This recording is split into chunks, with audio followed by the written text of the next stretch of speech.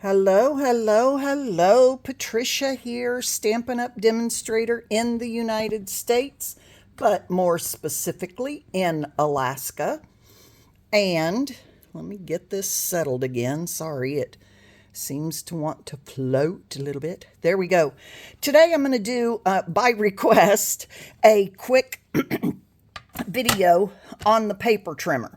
Now, one thing you might be able to see, I'm not even sure if you can see this, but there are little dots here because I have not pulled off that film that is on top. There it is, right there. Okay, so you can peel off this film if you want to. I've used this paper trimmer for I don't even know how long, and I've never pulled off the film. So you certainly don't have to. I'm not going to pull this one off because it doesn't look like it's really necessary quite yet, and it does sort of protect it. So, but this is the Stampin' Up! Paper trimmer. It has a cutting blade and a scoring blade. Now you can, let me see if I can move this so that you can see it. If you move it down here to the bottom, you can pop these out and you can see that let it focus there for a second. Maybe it's not going to focus because there it is. Okay, so you see that? It's got just a little bit. It's smooth. You can touch that. It's not going to cut you. And this is my scoring blade. Now, I changed, and I did it inadvertently, and then you can just pop that back in there. I changed the placement of these two. I like my cutting blade at the top and my scoring blade at the bottom. But you can do whatever you want. If you want to take that scoring blade out and only put it in when you use it so that you always remember that the dark one is your cutting blade, you can do that as well. Whatever works for you. Okay? Another feature of this trimmer, paper trimmer, is that I can pull it out and it goes to a little over 17 inches. Okay, we don't usually tend to need that much, but we've got it if we need it because our largest paper is 12 by 12. But you can also replace this arm if you need, or this is not an arm, this is a what do you call that thing?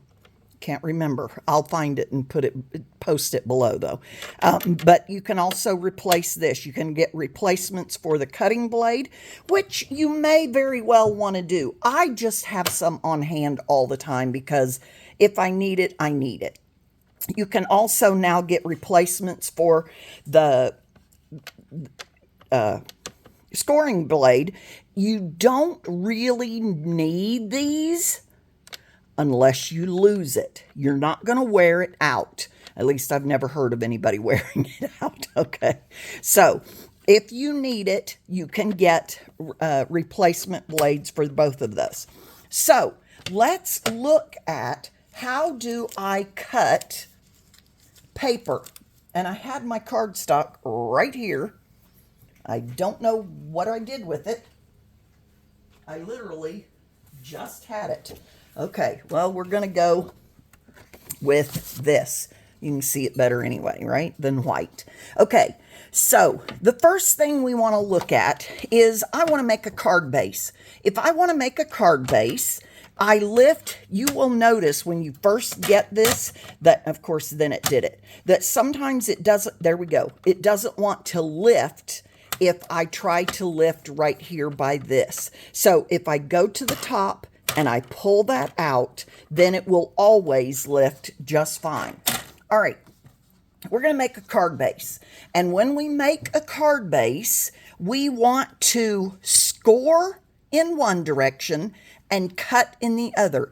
And both directions we want to do half. It depends on the shape, and they're going to be the same shape, but how I'm going to open my card. So first of all, let me show you this. And by the way, you don't have to score it. Let me get that out of the way for the moment. Okay, Put it somewhere. All right, so if I'm going to make a card base that goes this direction, okay, then what I want to do is score at 5.5. And what I'm going to do is make sure that I have this exactly up against that edge, and then use the lines here that help me make sure I've got it up there. Then I want to hold my paper, and I'm going to score it. So I'm going to give it a couple of swipes. It's still up against the top. It's against this edge. And I've gone on here a couple of times, and I've got a nice score mark. Now, if I turn it, and I went halfway. This is 8.5 by 11. I went to 5.5. Okay. Now I'm going to cut my card. And this time I am going to cut it, but I'm going to go to, this is 8.5, so I'm going to go to 4.25. That is exactly half. I'm going to make sure it's up against that ledge and not lifted up above the edge and not angled off the edge. I want it right on that edge. And what's more is I want to make sure that this line is exactly on that 4.25 line. So I'm going to put it back down. This time I'm going to cut. Now, I did something there that I'm going to tell you not to do. I suggest that you cut from the bottom so that it angles it toward that edge. Okay? I know to hold my paper still, so I can do that going down, and it's not going to shift on me. But if you have trouble with it, so let's do it on the next one. We're going to do the same thing, except this time we're going to score. I'm going to score this way. So I'm going to put it in here at 4.25. I'm going to be sure it's up against the edge. I'm going to be sure it's along that line. I'm going to put it down. I'm going to score again. On my cardstock, I can push a little bit harder than I would if it was designer series paper. Then I'm going to turn it. This time I'm going to, again, 5.5. That is half of my 8.5, or my 11. And this time, whoop, I'm not going to do that. I'm going to pull this all the way to the bottom and go up. This is the way that I suggest. Now, if you always go up with your trimmer, this edge, this top edge, is the one that's going to get less sharp, not as sharp. And so you take this out, turn it around down here at the bottom where you can take them in and out, and then you're ready to go. And now the nice thing is I've got 4 card bases.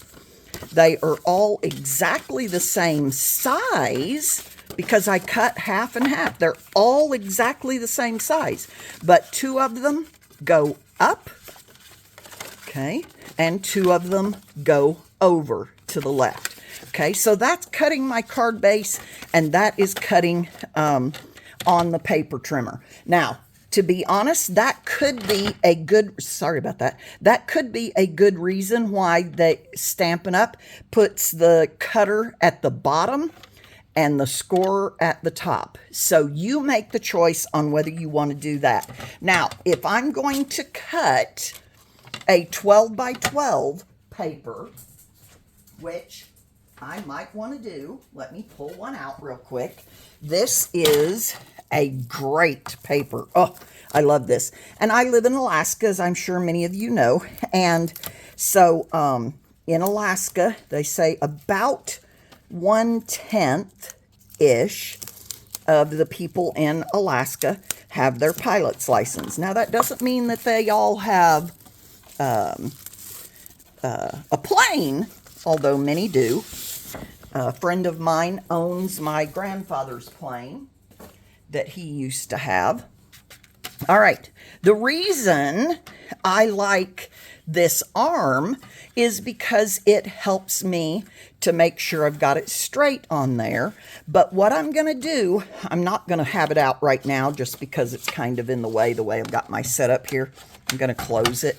And I am going to cut. Now, something I want you to notice, I have this perfectly against this edge and perfectly against that edge.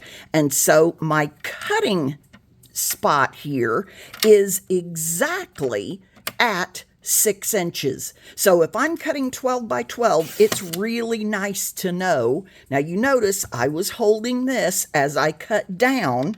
I should probably cut up, but I am so in the habit of doing that. But anyway, okay. So I have now cut 6 inches and 6 inches. Now I want to cut this line.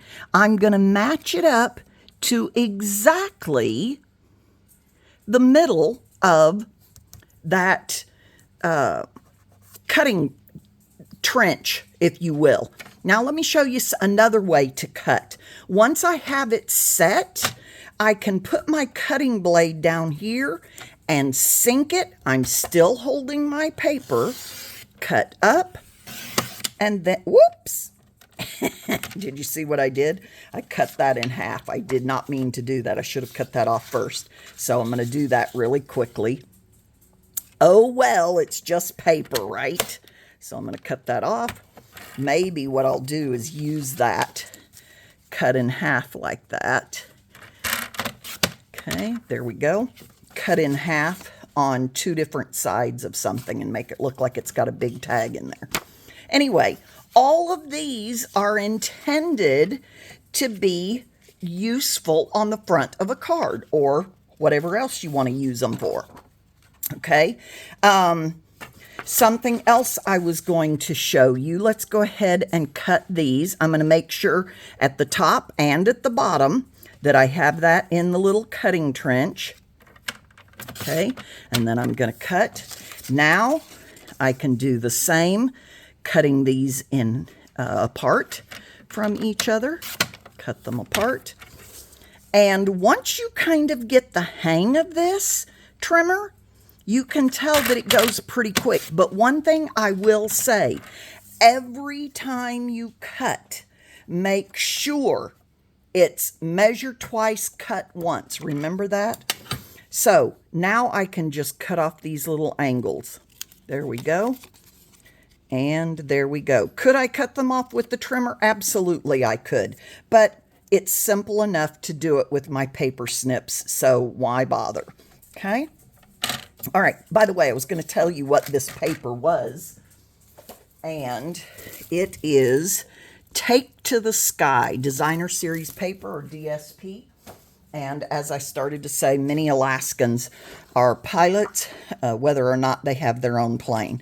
So this one really works for me as far as being an Alaskan and getting this to people who are getting cards to people who are pilots.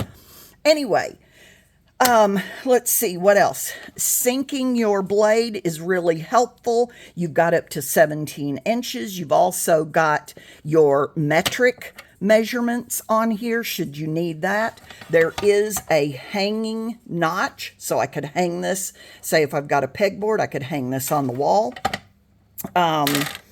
Let's see, what else? Replacement parts. I love this paper trimmer. It does not cut like multiples. I could stack 2 of these on top of each other and cut, but if I made the slightest little mistake, especially on something like this, then I might have messed up 2 pages, so I don't really want to do that. I don't feel the need to cut more than 1 page at a time.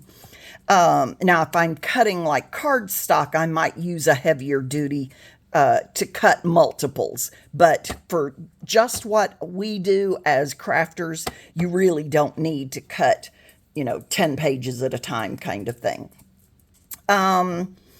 Be sure you use your lines. Like I mentioned, you can also cut over on this side. Now, let me show you an example of this.